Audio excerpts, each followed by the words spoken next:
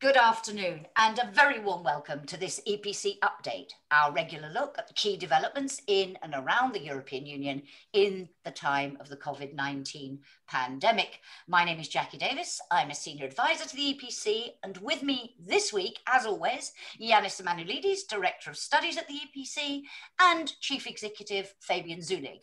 And later on, we're going to be joined by EPC Senior Policy Analyst Amanda Paul when we consider the latest developments in the EU's relations with its wider neighbourhood.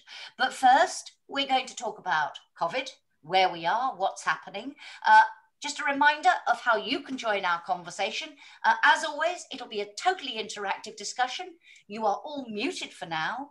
Click on the Q&A button and write your question if that's the way you prefer to put it. And please, as always, a plea for brevity.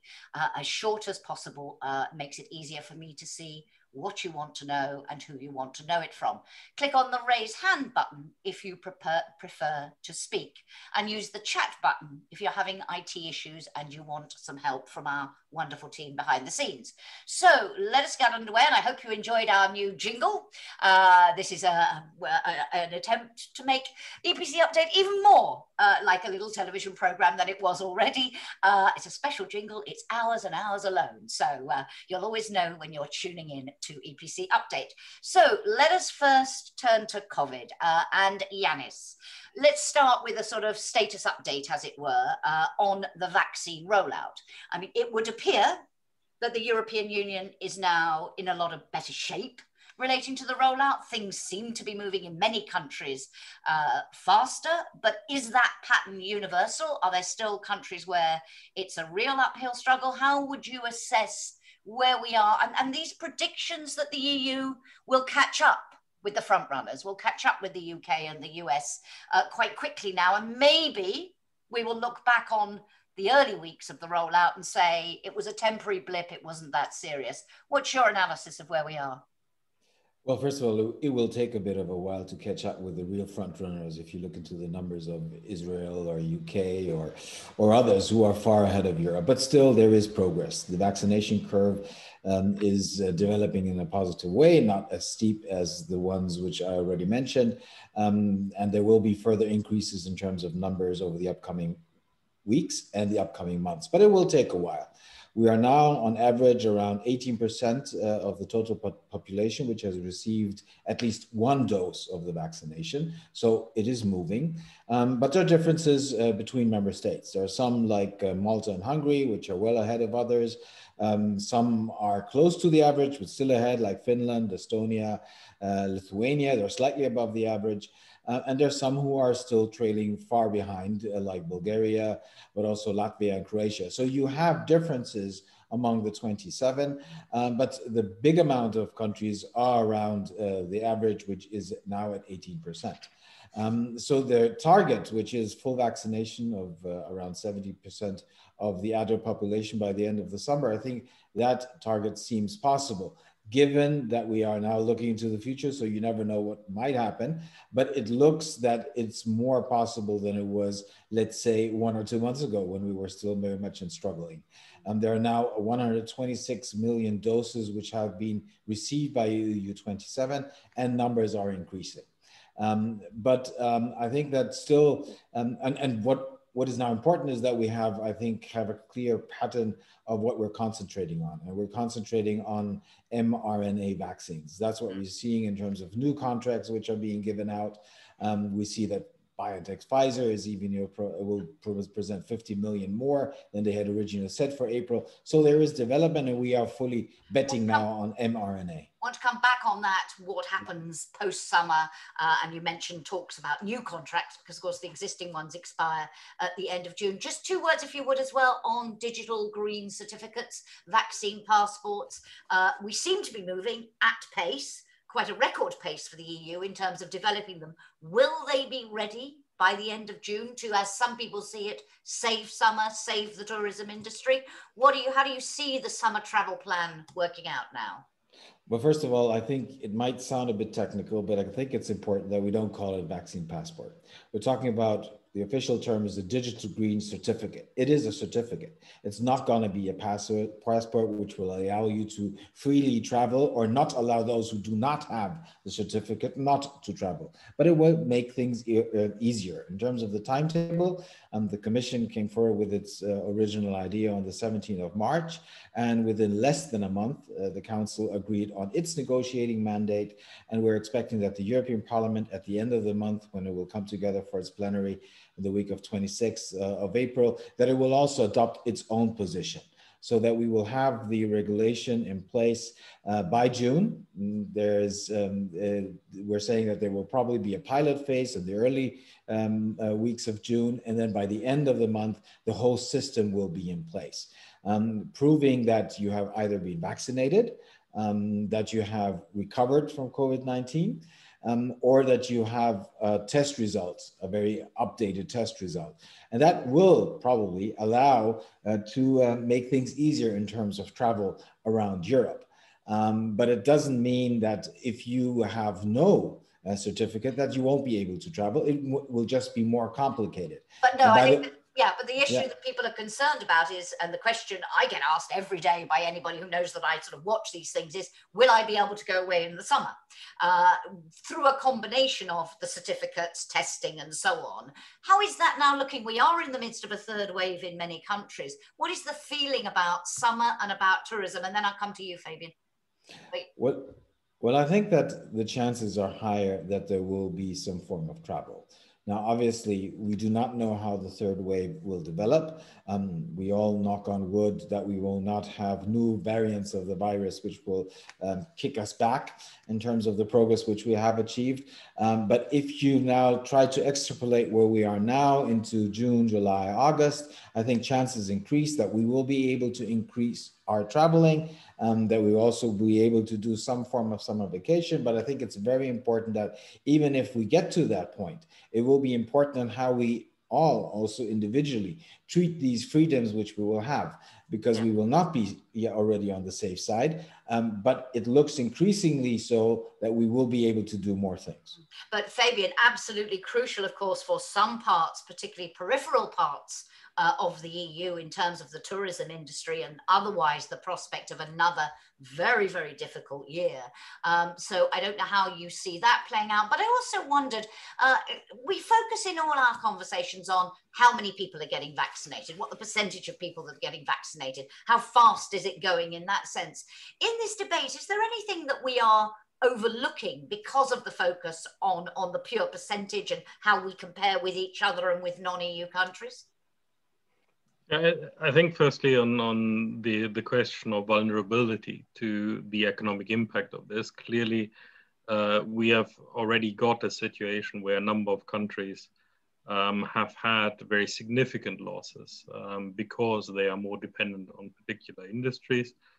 Tourism is the obvious one, travel in general, but also other industries have been hit very differentially.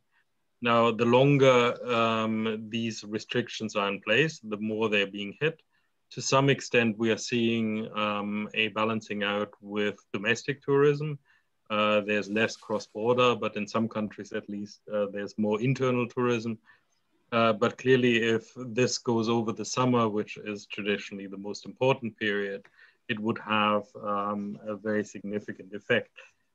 So it is even more important that there is clarity about the rules. There's clarity under what circumstances it is safe to travel or not to travel. And I think this is where also the certificates come in. This is where the discussion at the moment is happening. But I think there is too much focus on these pure numbers. At least from my perspective, there are a number of open questions, which I think we need to start getting to. And by almost having this league table approach where you're looking at, are you sitting on top or are you sitting at the bottom? For me, there are a number of questions which haven't been fully answered. So I think there are questions around what effect the vaccination has. How safe does it make people? Does it prevent them from being infected? How much of the population do we need to be reached to reach herd immunity? Is it 70%, or is that just simply a target we have to get to a certain point? And how do we deal with those who do not want to get vaccinated, or maybe those who don't show up for their second shot? We have also heard from a number of countries that there's a selective approach where people showing up for certain vaccines, but not for the AstraZeneca one. So what kind of effect does this have? What about the different groups? When do we get to the young people, the children, or do we never get to them? And what effect does that have? And what needs to happen elsewhere? What impact does this have when you're traveling within Europe, but also outside Europe? So will we get to a point where we eliminate the virus through vaccination? Or are we going to have to live with the virus? And what does that mean? I think all of these questions have to be on the table now, because it is now foreseeable that we are making more progress on the vaccinations.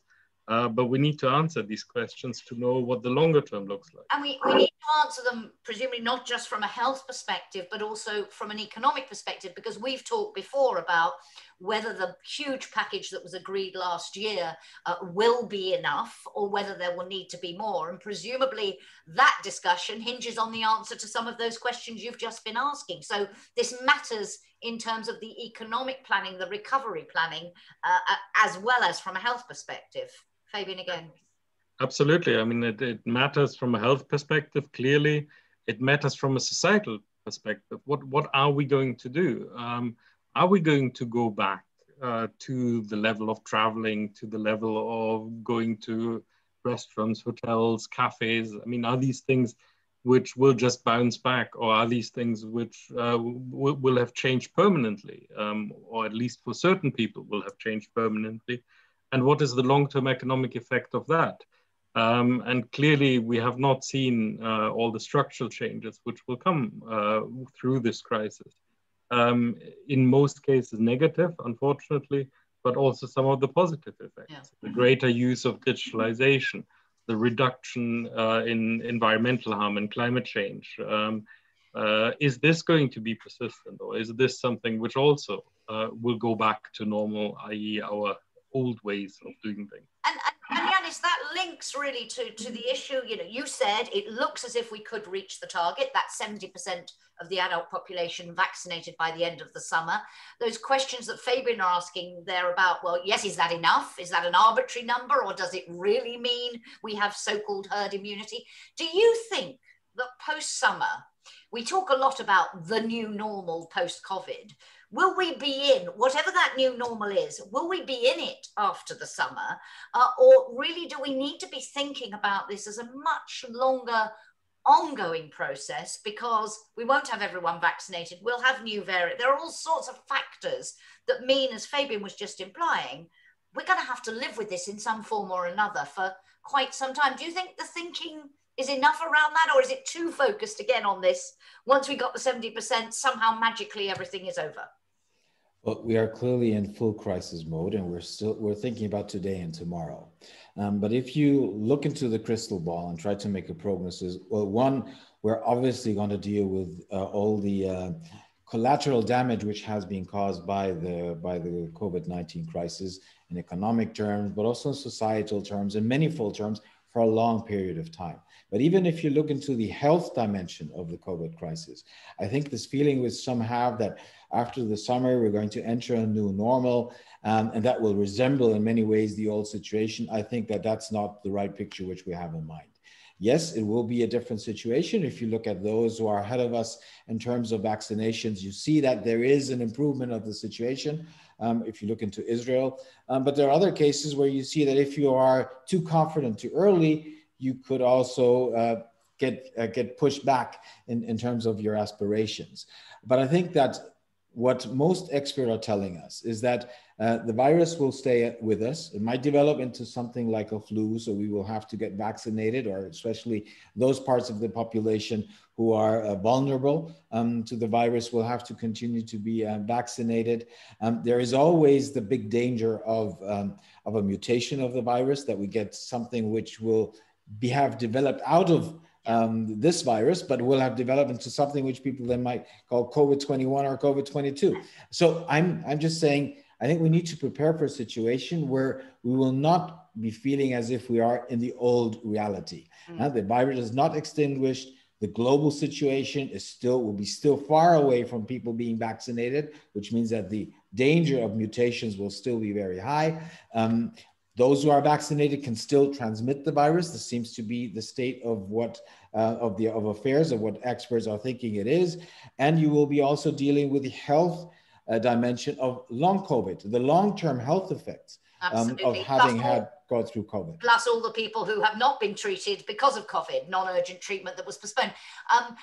But on that point, and just in terms of the EU's preparation, so you're saying that's what we should be doing, we should be preparing. Now, we've heard a lot of talk about the EU currently in negotiations for new contracts. They're certainly talking to BioNTech, Pfizer, they're talking to Moderna.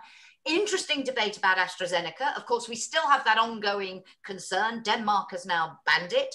Other countries still restricting it by age. It doesn't seem to be resolved. But we're hearing a lot of noise from Thierry Breton, the Internal Market Commissioner, who's in charge of the vaccine negotiations now, about AstraZeneca. Do we want to go down the route of AstraZeneca? We want a more reliable partner, it's been suggested, but also maybe they're the wrong type of vaccine. We should be focusing on these new so-called messenger vaccines. I just wonder how you see this playing out. Is the EU going to be in a position where some of the mistakes of the early procurement of vaccine, are we sure that's not going to happen again because of what the negotiations that are ongoing? And how do you see this I mean, I can't work out whether the AstraZeneca thing is solely driven by we're going to get our own back on you. And if it is it wise to be taking that approach when till now the argument has been have every vaccine you can possibly get your hand on? And then I'll come back to you, Fabian, but just in terms of how the EU is preparing for booster jabs, etc. No, I think that there is preparation going on and that we're learning from previous mistakes. That doesn't mean that new mistakes cannot be committed.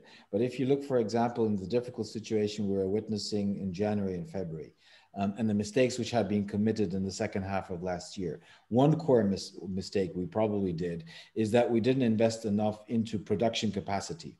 We didn't make sure that we would actually be able to, that the companies will be able to provide us with the number of doses which we had agreed to buy.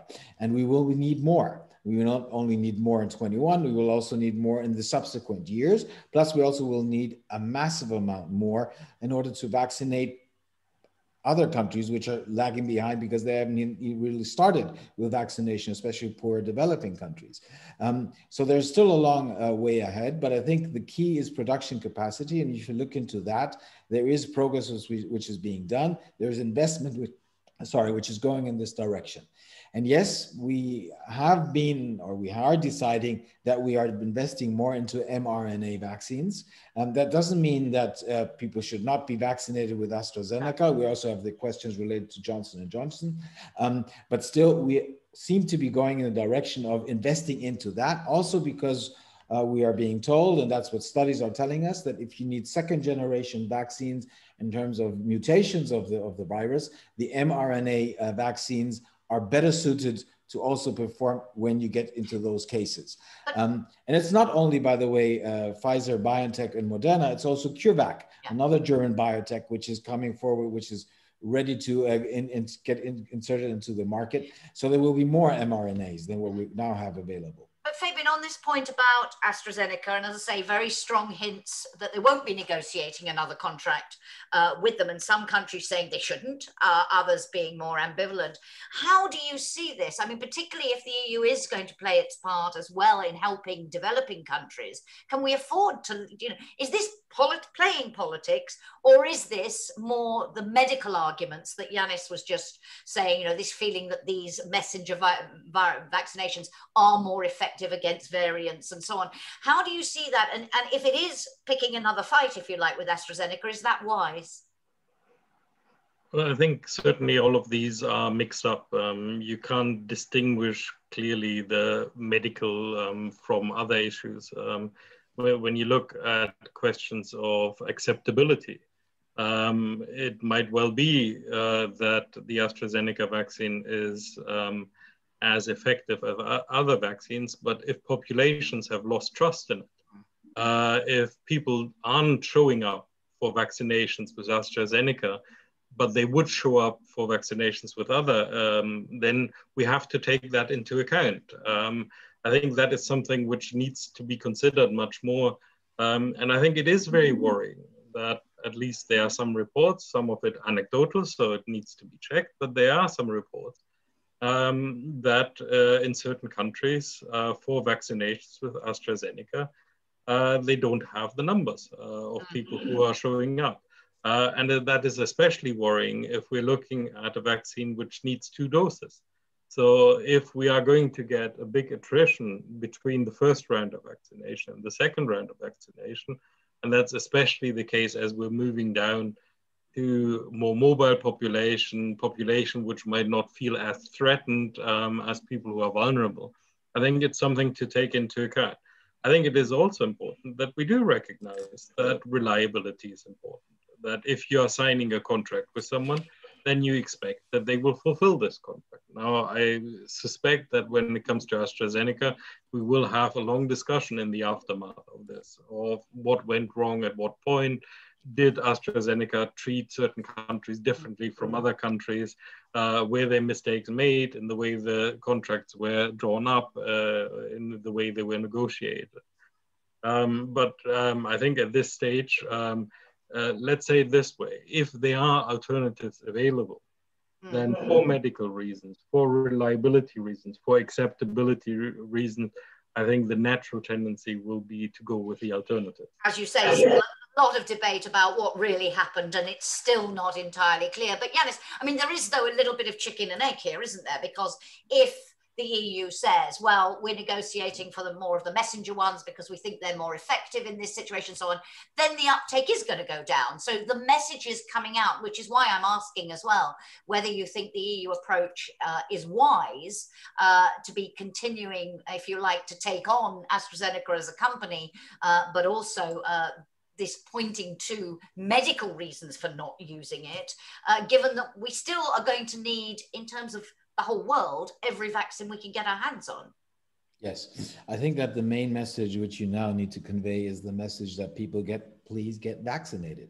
That is the top #1 message, and use those vaccines where you have an approval from the European Medicine Agency. So concentrate on these ones, and this includes AstraZeneca, it includes Johnson & Johnson, and it might include or will include also others in the future. So I think we are investing into all of them. The question is, what does the long term bring? And here we seem to be indicating that we will concentrate on one technology more than the others. But at the same time, if you look beyond Northern America, if you look beyond Europe, if you look into other parts of the world where billions of vaccines will be necessary, I think you will still be investing into all of them because they help in order to fight the virus. But let me just add one point, because you were asking us, is the European Union level doing enough? I think we always need to be aware that we are doing things at the European Union level together, but with respect to our national vaccination strategies, these are national. And if you dig deeper in just looking at the pure numbers of how many people are vaccinated in country A, B, C, D, E, you will see that there are severe differences between member states. Some member states, for example, have been able to vaccine the elderly population much better than other countries.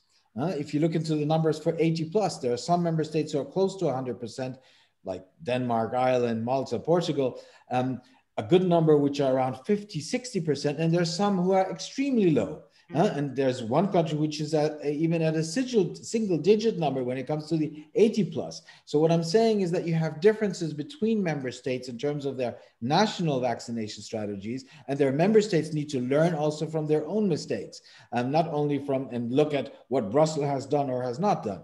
So they need to learn from others and learn from others who have performed better. I now mentioned the example of age, but it's also public acceptance, where some countries are doing a better job in making people aware that they should go and get vaccinated, or that you reach certain groups of societies. In some member states, certain groups of societies are not actually reached, often the most vulnerable, the most left behind. So you can learn from individual countries, and it's not something which Brussels can do. It's something which the member states have to do by themselves. Except in terms of a coordinating role, exchange of best practice, exchange of experiences, something Brussels is always very good at, even in areas where it doesn't have the competence. We're going to move on in a moment. So if you have any questions relating to COVID, it'd be great if you could either raise your hand or write them now. I wanted to come on to one other issue before we turn to the EU's wider neighbourhood. Well, I suppose we could class this as part of the EU's new wider neighbourhood now. But Fabian, Northern Ireland. We have seen an escalation of tensions in Northern Ireland that, for those of us who are from the UK, has been very reminiscent of the past and very worrying. We've got talks ongoing now between the EU and the UK to try and see if there are ways to help ease some of the post-Brexit trade tensions. Last week, the now Brexit Minister, David Frost, and Commission Vice President Maros Sefcovic, who's now in charge from the EU side. Mr. Barnier, by the way, signed off while we were all away for Easter. We're looking forward to his book coming out, I think, tomorrow even. So it'll be his diary of the negotiations. Can't wait to read that, but that maybe is a reflection on how sad I am. But where are we? They had dinner last week. They said afterwards that it was positive, that some positive momentum had been created, but a number of difficult issues remained. Where are we? And are they really, I mean, given that a lot of this is inevitable because the UK is not in the single market, the customs union, what are they actually talking about? What can they do? Well, firstly, I think what is very important to state is that violence is never justified. Yes, of course, people can protest and they have every right for peaceful protest, but some of the things we have been seeing is just simply unacceptable. And there has to be also a way of addressing it. But what it does highlight is that we have not resolved some of the core questions around the Northern Ireland Protocol and the long-term relationship. Unfortunately, here we're hitting some structural barriers. Because whatever progress we are making in the talks between the UK and the EU, the reality is that a particular deal was struck, which has implications. And those implications are not acceptable to one side in the debate. So we are at an impasse. Either this deal is implemented, and that has implications then for border checks in the Irish Sea, or we have border checks on the island, but one way or the other, we are ending up in a situation which will create friction. So it is good that the two parties are talking. It is good that it looks like we are making some progress. Clearly, what we have to get to is a situation where one side, the UK, doesn't simply go ahead and makes unilateral decisions which go against what has been agreed. So we need to have a negotiated solution, but the underlying issue is going to remain. And I think the other part which this highlights is that unfortunately, the EU-UK relationship is not in a particularly healthy place, and that we probably are going to see this one step forward, two steps back all of the time, not only on the issue of Northern Ireland, but across different issues. So that relationship remains full of friction, despite the deal which was struck. Absolutely. Thank you. Two quick questions. One from Dimitri Korpakis, going back to COVID. I think the real problem, he says, is the ambivalent position of the European Medical Agency, as pointed out by Dr. Fauci, on AstraZeneca. While they ensured the benefits far outweigh the risks, they haven't given guidance on the follow-up at a time when most influential EU countries have taken a clear position on age limits. Unfortunately, this diversity of views has created more confusion for European citizens. What do you think of the EMA's role on this? Can either of you come back on that? Janis, maybe? No, I think that I understand that to have that position, that one would have wanted to have more clarity with respect to what the EMA says, not only with respect to the risks of AstraZeneca, but also how to deal with these risks. But on the other hand, I think that the agency was also worried not to overstretch it. That it wanted also that member states, because you could see that also in the period in between where the EMA was still having discussions before it announced its results, that in between that some member states reacted in certain ways and others reacted in other ways. And I think that the EMA didn't want to get trapped in between these different positions. So I can understand the argument, but I can also understand why the agency was more prudent in certain ways of not being too clear with respect to actually what the consequences are of what it was saying, which is that there is a risk, but the risk is very, very small compared to the risk of getting infected. Okay.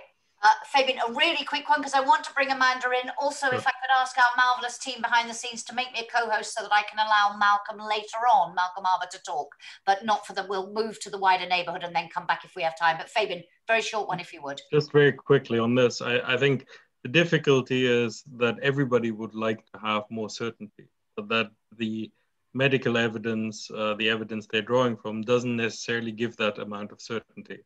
And in this particular case, it's very arguable what the precautionary approach is, because if you are too cautionary, if you're saying we are not allowing this vaccine, then it means that fewer people get vaccinated, which has its own risks. So it's weighing up two different risks, which is horrendously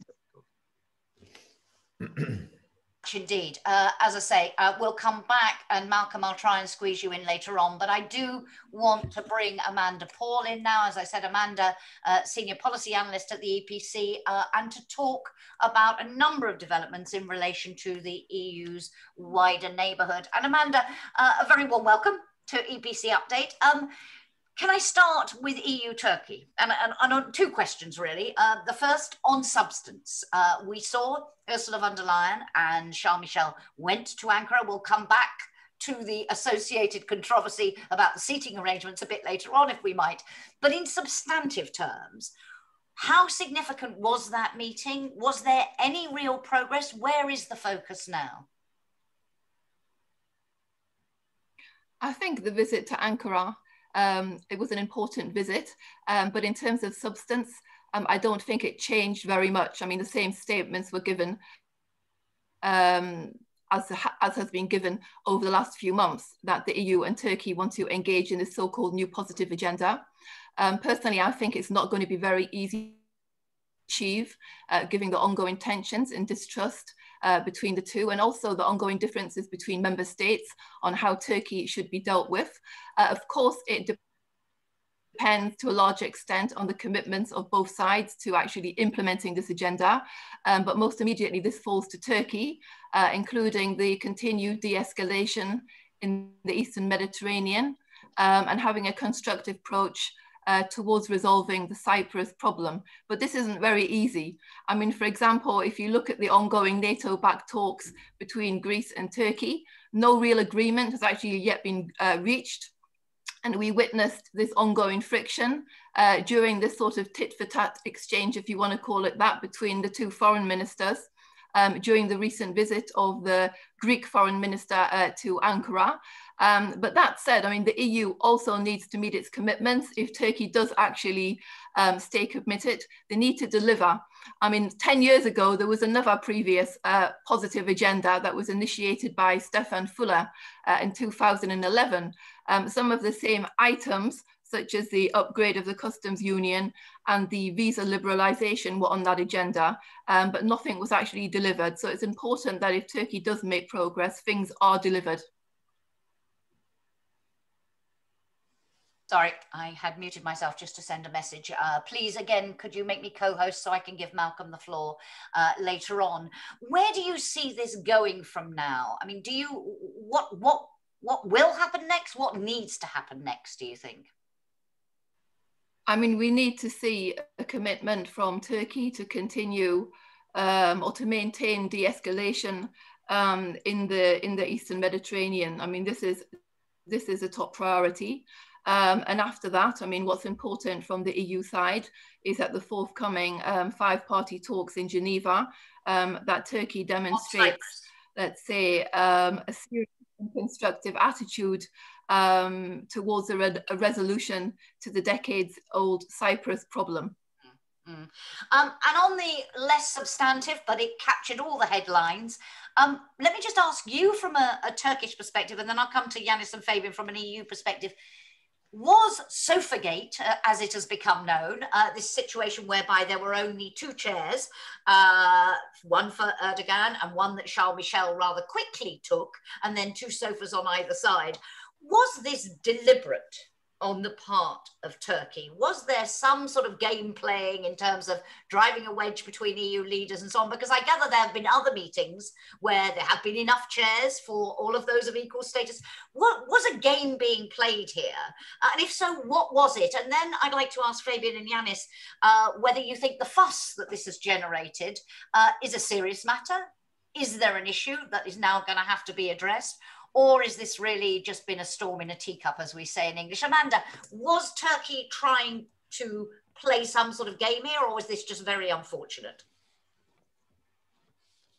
I mean, they may have, they may not have. I mean, honestly, Jacki, it could be either way. I mean, the Turkish position is that it was the fault of the EU protocol. They weren't given the correct instructions and whatnot. And clearly for, I mean, President Erdogan, I'm guessing he got quite some satisfaction over seeing, you know, the subsequent bickering between the council and then the commission over whose fault it was. It also sort of took attention away from perhaps some of the substance related to issues in Turkey's domestic politics that perhaps the two could have been more focused on. So it did matter, but it mattered in the sense of distracting us from what really mattered, in your view. Yes, exactly. Yeah.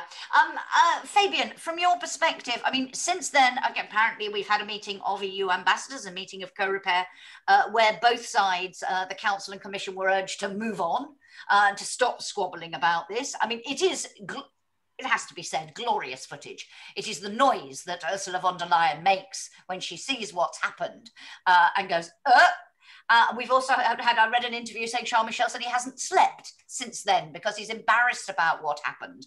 Did it matter? And if it mattered, has it caused some permanent damage? How do you see? Or is this just been something that we've all been quite entertained by, quite outraged by, but really it's nothing? Fabian first. Sure. Well, firstly, I think whether Turkey was at fault here or not, it is not a good look for the European Union. So we shouldn't have ended up there. And I think this has explained a lot of the fuss. It doesn't help that the gender issue comes into this as well. So of course there's a reaction here. Does it matter?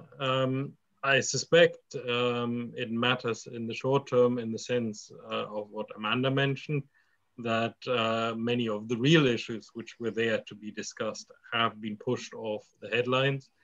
But I think it also matters in the longer term, not necessarily in this context, but I think it does show that the European Union is not ready yet to act in a strategic way, that it isn't ready yet to be the player at the geopolitical field, at the international field, which it aspires to.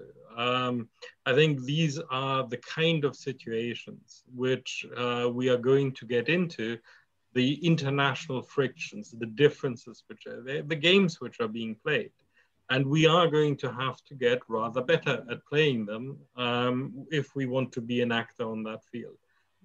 So in the end, it, I'm afraid, showed us up to be a bit amateurish when it comes to these situations. And that's something which needs to be overcome. As you say, not a good look. Janis, on the substance and on the Sofagate, your analysis. On the substance, let me go back to the question you were posing to Amanda, where you were saying what should be done now with respect to our relationship with Turkey, with respect to the situation in the Eastern Mediterranean. I think we need to be all aware of the fact that towards the end of last year, we were in a situation which could have potentially escalated in the region. There could have been something which could have spiraled on a situation getting out of control between Greece and Turkey, which I think we all had to avoid. And thankfully, we avoided it. We are now, I think, also in a new situation with the new administration in Washington in place, which is having a stronger eye on the region than the previous administration, which couldn't care, at least the president, couldn't care less about the Eastern Mediterranean. So I think what we need is dialogue and make sure that we have de-escalation, that you sit around the table. Amanda was referring to the visit of the Greek foreign minister to Ankara, where, by the way, he also met personally with Erdogan, not only with his counterpart, the Turkish foreign minister. Yes, we had then that incident, but he was there. There were conversations. And I think that is important. Now, with respect to Sofagate, well, first of all, I think it does matter. It does matter because it was sending out a signal. Fabian was also relating to the fact that there is also a gender issue, that Turkey had decided to move out of the Istanbul Convention, which had just come before the visit. So it does matter. It's not something where you can argue, well, it has happened to previous presidents of the Commission that they were not able to sit aside to the president of the European Council. Well, it does matter because it's a female who is Commission president. So you're also sending out a signal. Second, it also matters because there were mistakes which were committed. And I'm not talking about the protocol, which, by the way, if it would not have been in a COVID-19 situation, things might have worked out differently.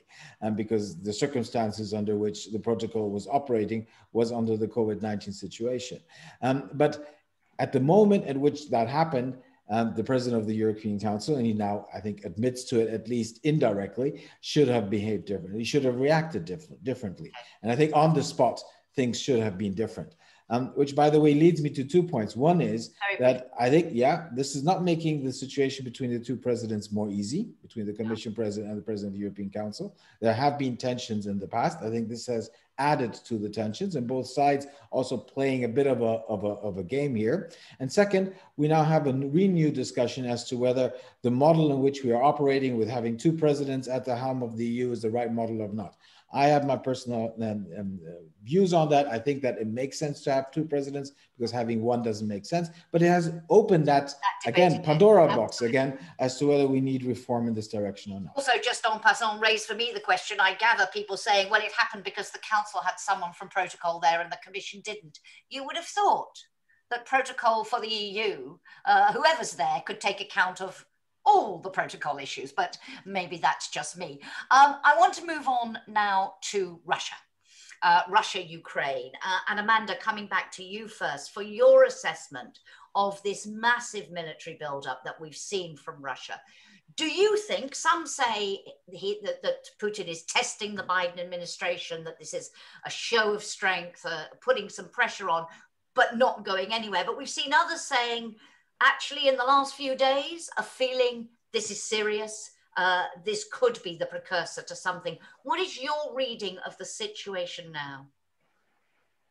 I mean, I think the situation is very worrying. If you take into account some 1/10 of the Russian military is now reported to be at the Russian border with Ukraine, or also in and around occupied Crimea. I mean, the Russians continue to say it's for large-scale military exercises, but I mean, since when do you need, field hospitals and artillery supplies for those sort of exercises? And of course, we've seen that the Kremlin's anti-Ukrainian propaganda, I mean, it hasn't been this high since 2014. I mean, they continually repeat that Ukraine is planning a military operation in Donbass supported by, NATO and the United States. This is complete nonsense. I mean, personally, I think it's highly unlikely that Russia will launch a full-scale operation. Now that I've said that, they probably will. But I mean, I don't think it's unlikely that Russia could be looking for a way to provoke Ukraine to justify a military response, which they would then blame on Kiev and the West. We've seen it before. So it's not impossible that we are going to see it again. And why to do it? We ask that question, why to do it? I mean, as you just said, it could be to test the Biden administration. It could also be to reinforce its position in Donbass, to have what you might call in inverted commas, you know, Russian peacekeepers, a bit like what they have now in Nagorno, or also to secure a water resource for Crimea. As you know, Crimea doesn't have any water supply now, so this is also another question that's being put out there. But of course, there's always the issue of, do they just want to demonstrate that Russia can do what it wants? It doesn't care what the Americans or the EU says. It doesn't care about sanctions. I mean, Putin has always used unpredictability as one of the tools to keep the West off balance. And I think that's exactly what he's doing now. In terms of sanctions, Foreign Affairs Council, of course, meeting today. They've also got a meeting with the Ukraine Foreign Minister in the margins of that council. Do you expect the calls from some member states, I think most notably Poland, for new sanctions to be prepared? Do you expect that to go ahead, or do you think those, reportedly Germany, Italy, who are arguing for more of a wait and see what he's doing, what he's really up to? How do you see that? I don't know whether we've got any readout from the council yet, but how do you see the EU's response now?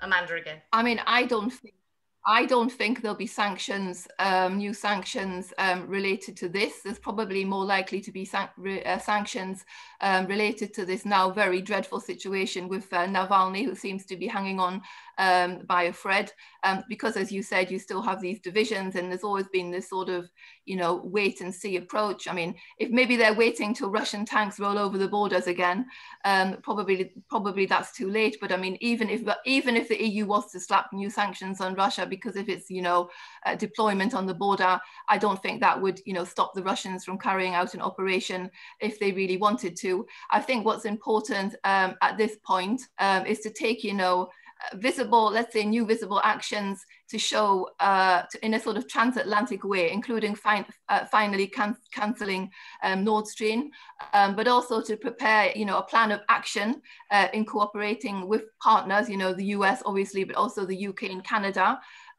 In the event that a military aggression would happen in Ukraine. This would include new tough sanctions, possible lethal weapon support for Ukraine, and other issues along this line. I mean, let's not wait to prepare until something actually happens. Thank you. I'll bring because I think, you know, yeah, I'll bring Janis and Fabian in a minute, but one other quick question on this: the situation of opposition leader Alexei Navalny.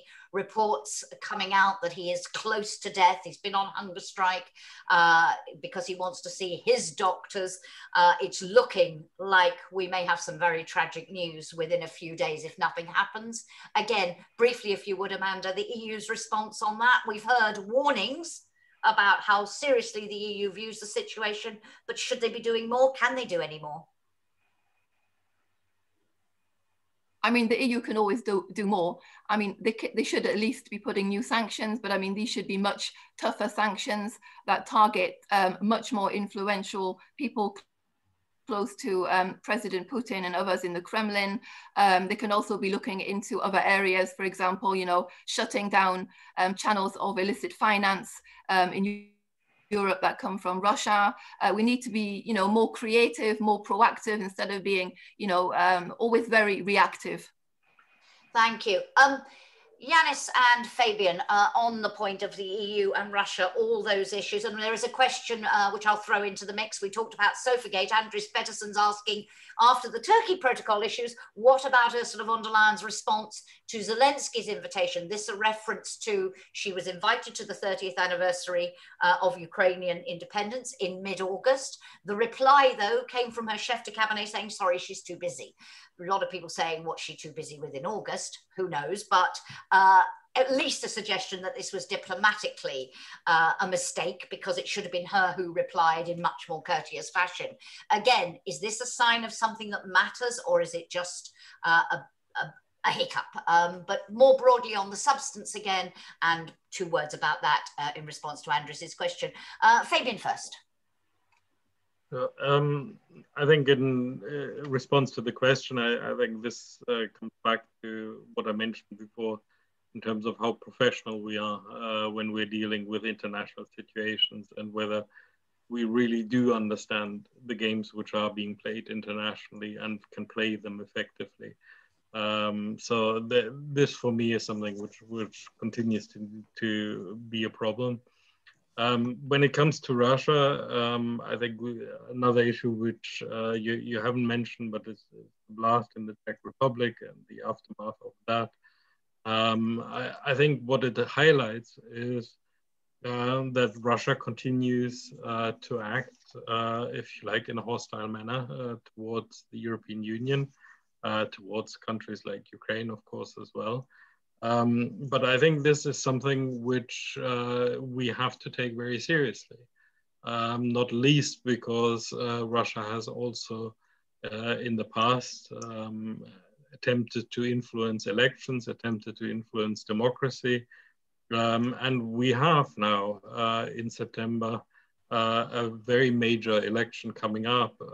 And I'm wondering in how far we actually have prepared this time. To prevent any undue interference? Are we prepared for the disinformation campaigns, the support for anti-democratic parties?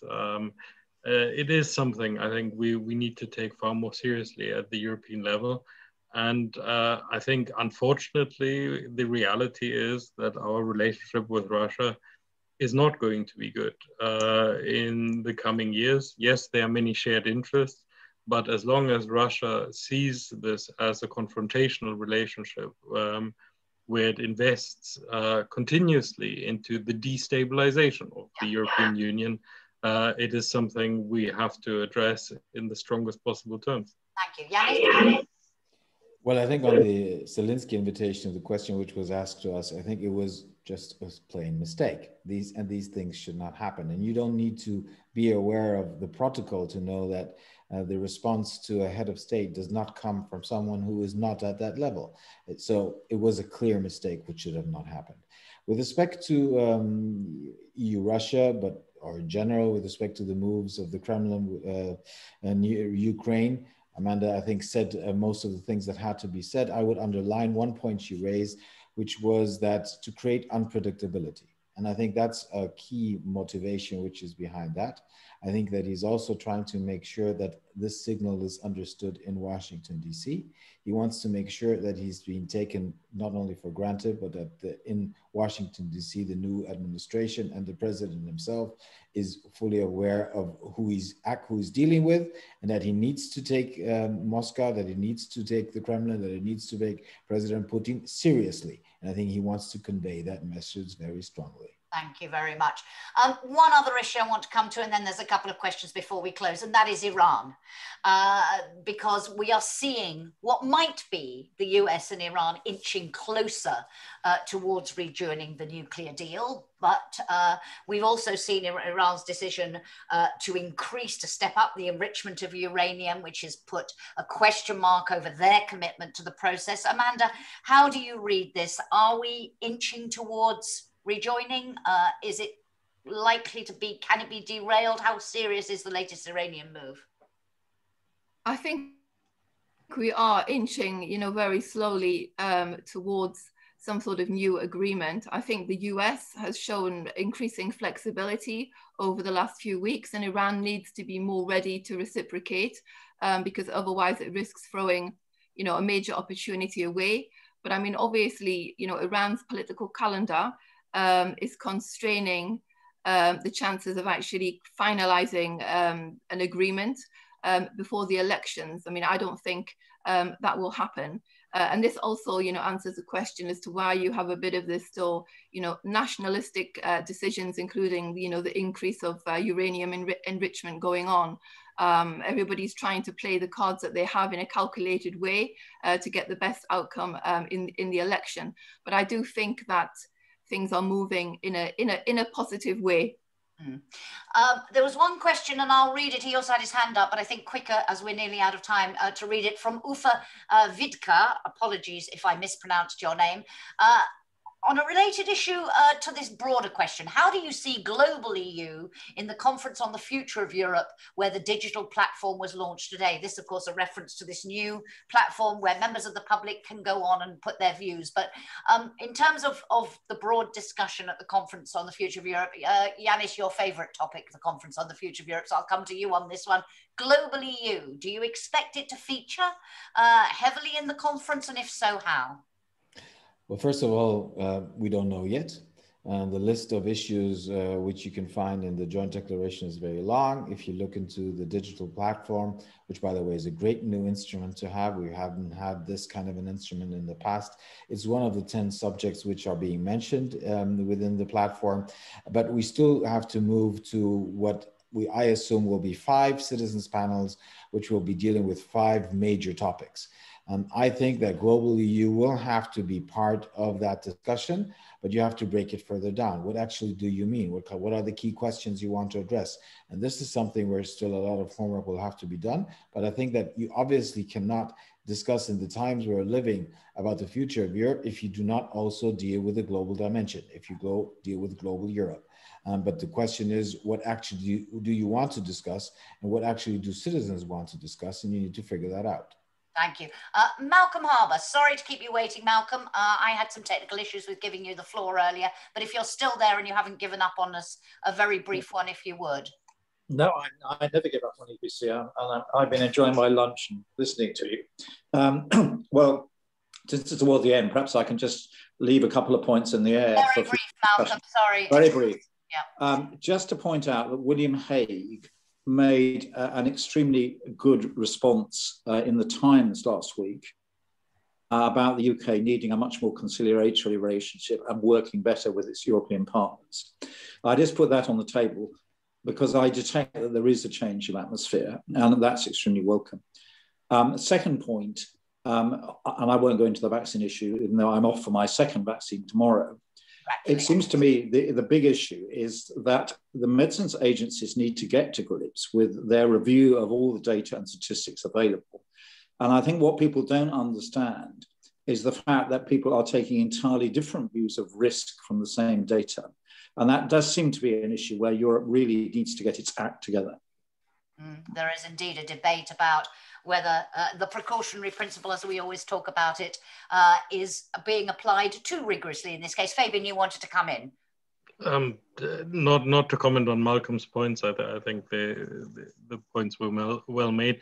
I just wanted to pick up the question of Iran, and not from the same perspective, but I think what is very interesting, and that I think is quite a positive sign, is that the new US administration really does seem to want to work together with the Europeans. That these signals we're getting across the board now are that they see the EU as a partner and that they want to move forward. So I would be even more optimistic on the transatlantic relationship now than I would have been immediately after the election. There does seem to be a genuine wish to work together with Europe. Absolutely, and we've seen the Secretary of State, Antony Blinken, come to Brussels twice in a matter of weeks, which people are reading as a measure of how serious the situation with Russia, the US is reading of that, but also, as you say, of that real engagement. A final thought on that from you, Janis, and from Amanda, and then we'll wrap up. Janis. No, I think that there's obviously strong signs of an increasing partnership between the US and the Europeans, including the EU as an institutions, but also individual member states, which I think is huge progress. I think that we're using the time in order to get away with the mistakes which were committed 4 years ago.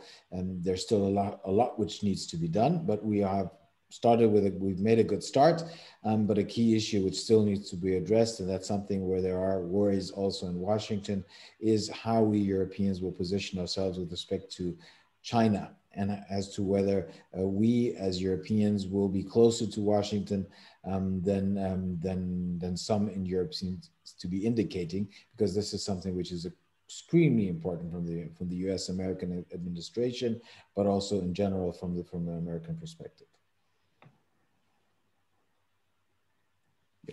Yeah, I agree with what's been said. I think. Far away. Can you hear me? perfectly now. Yeah, I agree with what both Fabian and Janis have said. I mean, there's been a significant improvement just over the last few months since Biden came to office. I mean, it would be unrealistic to believe that there's always going to be this very, tight cooperation and agreement. But we can hope that on key issues, there will certainly be more, particularly when it comes to issues such as Russia and Iran. And we can see as well during this Iran negotiation process, I mean, the External Action Service played a really important role mediating and supporting the US. And I don't think they would be as close to an agreement as they are today without the EU helping to, do this sort of diplomacy and remove this distrustful atmosphere. And on that note, it only remains me to thank all three of you for a great discussion, lots of ground covered. Sorry, Amanda, you took us on a whistle-stop tour around the wider neighborhood. I wanted to also talk to you about Belarus and other things, but we ran out of time. But we will, I'm sure, come back to these things, and we hope to have you back again with us very soon, Amanda. That is all we have time for. Just a couple of things to flag up before we go in terms of publications. There is a policy brief upcoming. Janis mentioned China, a policy brief on the implications of China's next 5-year plan for Europe. There are also events coming up tomorrow. I will have the privilege of moderating an event with Her Majesty the Queen of the Belgians and Commissioner Ursula, where we're going to talk about why do the UN Sustainable Development Goals matter more than ever. We have events coming up later in the week on Georgia and the EU's response there, on managing and shaping the EU-UK relationship and the role of the European Parliament, and long COVID, the Portuguese presidency and Europe's economic recovery. We keep talking about that issue. We will, I'm sure, also come back to it in an update soon. But it only remains for me once again to thank the three of you, to thank our audience. Thank you all so much for joining us. I'll be back with Janis and Fabian at the end of the month for our next update. Enjoy the rest of your day and stay safe. Thanks very much and goodbye. Thank you.